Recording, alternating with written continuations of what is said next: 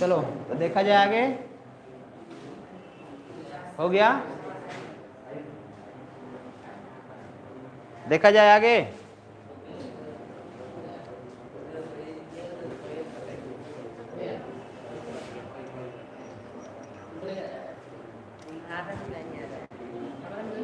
चलो अगला क्वेश्चन देखते हैं। इस टाइप का अगला क्वेश्चन देखेंगे हम लोग।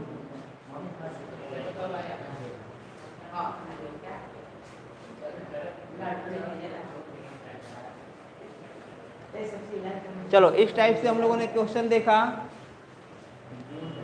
किसी को कोई डाउट इसमें? एक बार मैं फिर से समझा देता हूं, ठीक है? एक बार फिर से समझा देता हूं मैं।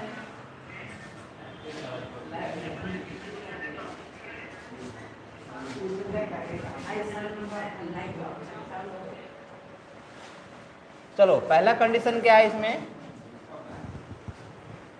पहला कंडीशन क्या है कि हमने देखा कि 3x² प्लस 2x प्लस -1 बराबर 0, जो क्वेश्चन हमारे दिया हुआ है। इस क्वेश्चन में हम लोग क्या देखेंगे कि जो हमारा a का वैल्यू है, ठीक है, थोड़ा साउंड कम कर दोगे। a का वैल्यू है, टोटल इस पे ध्यान दो, टोटल बोर्ड पे ध्यान दो। b का वैल्यू है और c का वैल्यू है। a b c का जो वैल्यू है हम लोग देख रहे हैं। a का वैल्यू हमारा कितना हो गया? 3 हो गए ना यहाँ पे। b का वैल्यू 2 और c का वैल्यू -1 हो गया, ठीक है। इसको हमने पहले विधि से देखा, गुणनखंड विधि से, जो कि बहुत आसान था, और ये भी आसान ही है, समझे ना? इसको कोनो ज़्यादा भारी नहीं है। आसान कब लगेगा? जब हमको समझ में आ जाएगा तब, नहीं तब तक क्या है, तब समझ लो कि भारी ही है। बात बुझाया? तो क्या करेंगे हम लोग? 3x² प्लस 2 -1 को हमने a b c के पदों में बांट लिया। a का वैल्यू हमको क्या मिल गया? 3। b का वैल्यू कितना मिल गया? 2 और c का वैल्यू कितना हो गया? -1।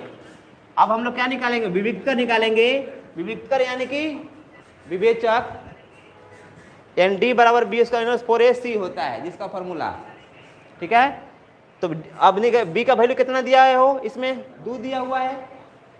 b का वैल्यू कितना दिया हुआ है? 2। इसके बाद a का तो हमने क्या 2 का स्क्वायर कर लिया, -4ac। दिख रहा है ना? साफ दिख रहा है ना? ठीक है। अब ये 4ac हम देखो, 4 इंटू a का वैल्यू कितना? 3 और c का वैल्यू कितना? -1। अब देखेंगे 2 का वैल्यू कितना? 2 स्क्वायर करेंगे, b का वैल्यू 2 स्क्वायर करेंगे तो 4 आएगा, और -4 इंटू 3 इंटू -1 कितना आ गया हो? 4। ये माइनस कितना हो जाएगा? प्लस। 12 4 कितना होता है? 16 होगा। तो 12 4 16 क्या है? d का वैल्यू कितना आया हमारा? 16 आया। तो d देखो, यानी d यानी क्या? 16 यानी क्या? 16 बड़ा है किससे? एक तरफ है 16, एक तरफ कौन है? 0। तो बताओ दोनों में से कौन बड़ा है? ऐसा समझना है बस।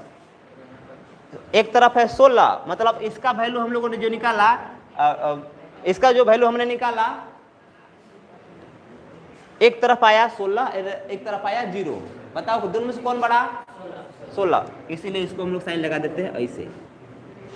जब पहला कंडीशन फुलफिल होगा, पहला कंडीशन बोले तो d इज ग्रेटर देन 0, जब ये कंडीशन जब फुलफिल होगा तो समझ लो इसके कितने होंगे? वास्तविक एवं भिन्न होंगे।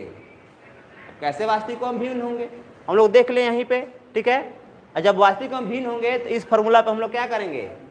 वैल्यू निकाल देंगे, इसके मूल निकाल देंगे। चलो हम लोग देखते हैं, एक इसी क्वेश्चन को देखते हैं हम लोग, ठीक है।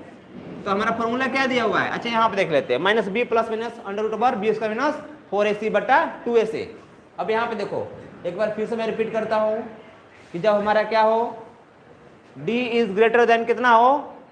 0 हो, तब हम लोग क्या करेंगे? -b + -√b² - 4ac बटा 2a फॉर्मूला का यूज करेंगे, ठीक है। अब देखो, तो हमने b कहाँ से लेना है? हो हम b कहाँ से लेंगे? b लेंगे इसी इक्वेशन से। इसी इक्वेशन b कौन सा है? 2 है, तो 2 लेंगे, बी के जगह क्या रखेंगे -2। 2 तो हमारा प्लस में 2 है, लेकिन फॉर्मूला में क्या दिया है माइनस, तो -2। अब प्लस माइनस में से कोई एक यूज करेंगे, तो हमने एक बार पहले प्लस निकाल लेते हैं। √/b² - 4ac का वैल्यू हम लोगों ने निकाला है यहाँ पे कितना 16। अब यहाँ पे डायरेक्ट में अगर 16 लिख दूं तो कोई दिक्कत किसी को, लिख सकते हैं। अब बटा, अब फार्मूला से क्या होता है 2a भी होता है, 2 × a, एक कांस्टेंट मान और एक वेरिएबल मान, हमेशा दोनों के बीच मल्टीप्लाई होता है। तो 2 × a का वैल्यू कितना a का वैल्यू कितना 3। बात समझ में आया कि नहीं आया? तो कितना हो जाएगा ये -2 और प्लस √16 कितना लिख सकते हैं 4 लिख सकते हैं ना, 4 बटा कितना 6, कितना हो जाएगा 4 में से 2 गया 2 बटा 6 कितना होगा 1/3। तो पहला जो हमको वैल्यू निकला जिसको हमने कह दिया, मान लो हमने कह दिया अल्फा, ठीक है, हमने क्या कह दिया अल्फा कह दिया। तो अल्फा का वैल्यू कितना आ गया हमारे पास 1/3, अल्फा का वैल्यू आ गया हमारा 1/3। अब किसका निकालेंगे बीटा का वैल्यू निकालेंगे। तो बीटा का वैल्यू कैसे निकलेगा, तो ये इसी फॉर्मूला से निकलेगा। हमने देखा कि जब क्या हो d > 0 हो तो उसके 2 मूल निकलेंगे, वास्तविक होगा और वो क्या होगा अलग अलग होगा।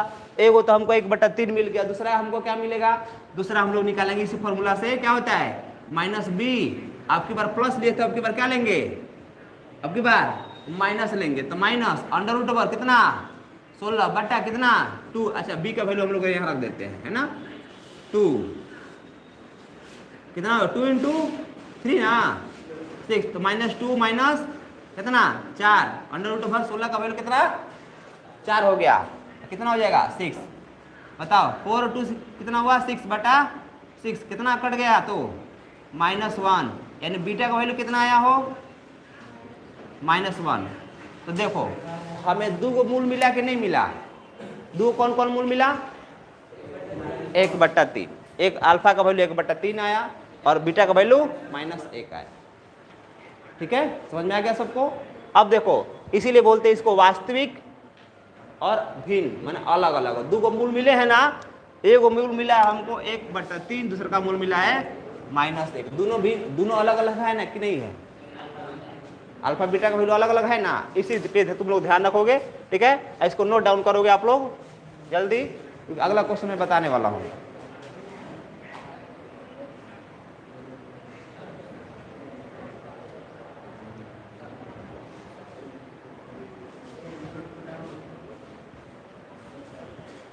ठीक है, चलो दूसरा क्वेश्चन को रिमूव करें। दूसरा क्वेश्चन बता देते हैं, कब दूसरा का कंडीशन, थोड़ा बोर्ड पे ध्यान दो। दूसरा का कंडीशन कब, जब d बराबर क्या हो 0 हो। दूसरा कंडीशन जब d बराबर क्या हो 0 हो गया सबका, बता दूं मैं।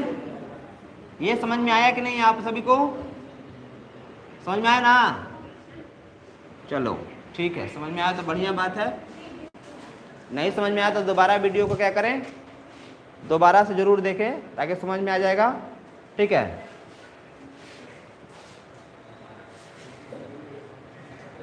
हाँ क्वेश्चन देखते हैं। जैसे x²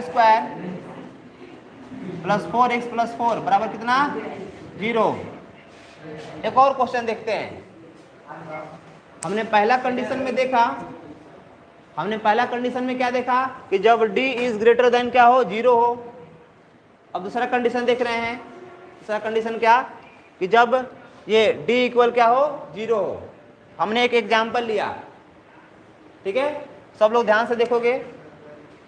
अब हम क्या करेंगे, इसको a का वैल्यू यहाँ पे देखेंगे। a का वैल्यू क्या है, अच्छा इसको हम पहले इस रूप में लिख देते हैं, x² + bx + c बराबर 0। अब यहाँ से हम लोग बहुत आसानी से a b c का वैल्यू निकालेंगे। a का वैल्यू यहाँ पे क्या है 1 है, जहाँ कुछ नहीं है वहाँ क्या है 1 है।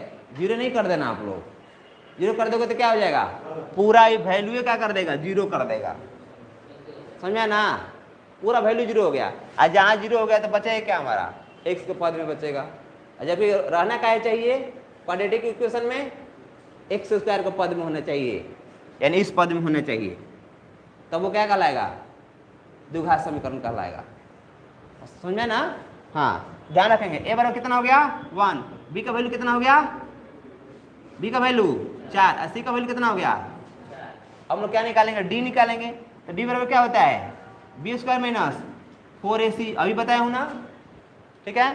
तो डी बराबर बी का वैल्यू कितना 4 का स्क्वायर माइनस 4 फॉर्मूला से, ए का वैल्यू 1, सी का वैल्यू कितना 4। तो डी बराबर कितना हो जाएगा 4 चौका 16 माइनस 4 चौका 16, 16 कितना हो जाएगा 0 होता है ना। अब देखो एक तरफ डी हमारा कितना आया 0, यानी 0 किसके बराबर हो गया, 0 के बराबर हो गया। दूसरा का कंडीशन फुलफिल कर रहा है, कौन कंडीशन, जो मैंने ये बताया था, डी इक्वल 0 अर्थात बी स्क्वायर में 4ac बराबर 0 आ गया। किसी कोई डाउट, किसी कोई डाउट पूछना है, ठीक है। तो आगे बढ़े, इससे सारा मार्कर फेल हो गया है क्या, बात बुझा गया ना। फिर आगे बढ़ते हैं। हाँ तो क्या करेंगे इसके बाद हम लोग इसी फार्मूला से निकालेंगे, इसी फार्मूला से निकालेंगे। कौन फार्मूला से, इस फार्मूला से, ठीक है। हालांकि दोनों क्या आएगा, सेम ही आएगा। अच्छा यहाँ छूट गया है क्या, 2a होगा, मिस्टेक हो गया है। चलो निकालें, इसी फार्मूला से निकालते हैं। डी का वैल्यू कितना आया 0, तो फार्मूला से लिखते हैं, किसका वैल्यू निकालेंगे, पहला मूल जिसको हम लोग कहेंगे क्या अल्फा, माइनस बी का वैल्यू कितना है 4, यहाँ पे देखें बी का वैल्यू 4, तो बी के जब कितना रखेंगे -4, क्योंकि फॉर्मूला से -4 है। अब प्लस, पहले प्लस निकाल लेंगे, अंडर रूट ओवर कितना 0 ना हो, बी स्क्वायर 4 इसका वैल्यू कितना दिया हुआ है 0, तो ये 0 हो जाएगा। अब बटा कितना 2 इंटू ए का वैल्यू कितना, ए का वैल्यू 1, तो बताओ कितना हो जाएगा -4 प्लस अंडर रूट ओवर 0 का वैल्यू कितना, गोल है ना। तो -4 बच गया, बटा कितना बच गया 3 कहाँ बचा, 2 1 2 होता है, 3 नहीं होता है ना। कितना 2 1 2, 2 से कटाओगे कितना होगा 2 2 जा 4 -2, यानी अल्फा का वैल्यू कितना आया हो बच्चा -2।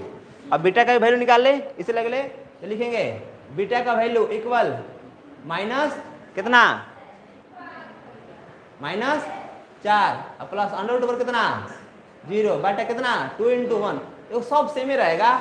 यहाँ पे खाली माइनस खाली कर देंगे बस। बताइए -1 माइनस 0 करेंगे तो कितना आएगा, 0 ही ना आएगा, ये 0 हो गया। कितना बचा, ये -4 बटा कितना आया 2, कितना बचा -2। बीटा का वैल्यू कितना आया -2, तो अल्फा की वैल्यू सेम, अब बीटा का वैल्यू सेम, दोनों का वैल्यू सेम। बात बुझाया कि नहीं बुझाया, किसी कोई डाउट है। तो देखो इस तरीके से हमने निकाल लिया अल्फा का वैल्यू। तो मैंने बताया था कि जब डी बराबर क्या हो 0 हो तो क्या होगा, वास्तविक एवं समान होंगे। क्या होगा, वास्तविक एवं समान, यानी -b/2a से फॉर्मूला, -b/2a से फॉर्मूला, इसी फॉर्मूला पर निकाल दिए तो इतने ना आया, इस फॉर्मूला से भी तुम लोग निकाल सकते हो -b/2a से, ठीक है। तो इस कंडीशन से मैंने इस फॉर्मूला से निकाले हम, तुम लोग इस फॉर्मूला से भी निकाल सकते हो। इस फॉर्मूला थोड़ा निकाल कर देखते हैं, है ना, मैंने उसको समझाने के लिए किया था। तो -b/2a, b का वैल्यू कितना दिया हुआ है, b का वैल्यू 4, तो फॉर्मूला से -b/2a। जब ये कंडीशन रहेगा, बोर्ड पे थोड़ा ध्यान देंगे आप सभी, d बराबर 0 हो तो इस फॉर्मूला से तुम लोग निकाल सकते हो। इस फॉर्मूला को निकालने की जरूरत नहीं है, मैंने इसको समझाना चाहा इसको बस। उससे भी निकाल सकते हो, उतना ही आंसर आएगा, इससे भी उतना ही आंसर आएगा। कैसे, तो b का वैल्यू कितना दिया हुआ है बताओ, यहाँ पे निकाल दिखाते हैं। b का वैल्यू कितना दिया हुआ है 4 दिया हुआ है ना, तो क्या लिखेंगे -4 बटा 2 इंटू a का वैल्यू कितना 1, कितना आएगा -4 बटा 2, कितना आएगा 2 दूना -2, तो ये अल्फा का वैल्यू कितना आया -2 आया था ना, इसमें भी -2 आया कि नहीं आया, ठीक है। और यहाँ भी क्या होगा, इसी फॉर्मूला से -b/2a बराबर -4 बटा 2 इंटू 1 बराबर कितना -4 बटा कितना आया -2। बात समझ में आया, किसी कोई डाउट। ठीक है, तो इतना जल्दी आप लोग इसी करो, नोट डाउन करो, फिर आगे मैं क्वेश्चन देता हूँ, फिर निकाल के दिखाओगे, अब बताओगे कि मूल है कि नहीं है।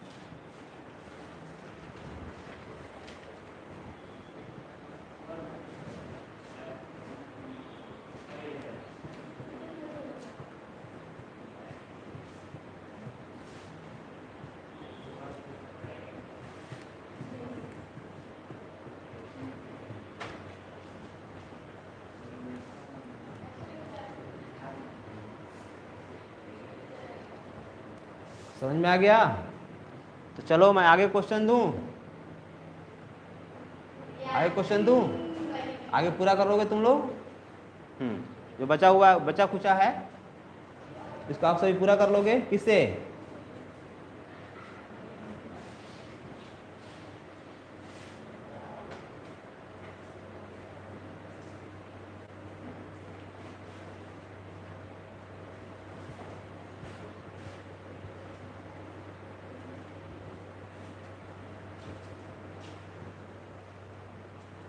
चलो एक क्वेश्चन मेरी तरफ से, ठीक है, मैं क्वेश्चन दे रहा हूं, इसका वास्तविक मूल निकाल करके दिखाना है, बताना है, ठीक है। और आप सभी को भी, जो भी मेरे वीडियो देख रहा है, क्वेश्चन है 2x² - 3x। क्वेश्चन क्या है? 2x² - 3x + 5 = 0। एक और क्वेश्चन दे रहा हूं 2x² - 6x - 3x + 6 है, अच्छा 6x + 3 है, 6x + 3 = 0। ये दो क्वेश्चन है, तो निकालना क्या है इसका कि द्विघात समीकरण के मूलों की प्रकृति निकालना है। द्विघात समीकरण के मूलों की प्रकृति निकालना है। इसका मूलों की प्रकृति क्या है ना, यहाँ पे लिखा हूं, मूलों की प्रकृति क्या है, वास्तविक है कि भिन्न है, इसका बताना है, ठीक है। दूसरा चीज, अगर दोनों का वास्तविक, अगर ये वास्तविक और भिन्न या ये वास्तविक और समान है, तो इसको क्या करना है, उन्हें ज्ञात करना है, ठीक है। तो कैसे ज्ञात होगा, अभी मैंने जो इस तरीका से बताया है ना, उसी तरीका से ज्ञात करना है इसको, ठीक है। तो आज के क्लास में इतना ही रहने दें, बोलो आप सभी।